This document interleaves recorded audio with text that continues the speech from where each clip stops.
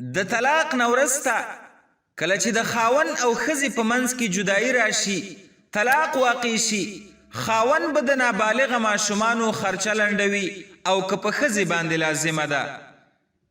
نو دغه مسله کې فقهای کرامو داسې لیکلي دي چې د نابالغه ماشومانو نفقه د پلار په ذمه ده. په شریعت کې د دې ماشوم ټوله خرچه، خوراک، څښاک، جامې او نور ضروريات دا ټول په پلار باندې لازم او واجب دي. او په شریعت کې دغه ماشوم ښځه له ځان سره 7 کالونه تر 9 کلونو پورې ساتلی شي او که چیرته جنۍ وي نو تر بلوغه پورې ساتلی شي.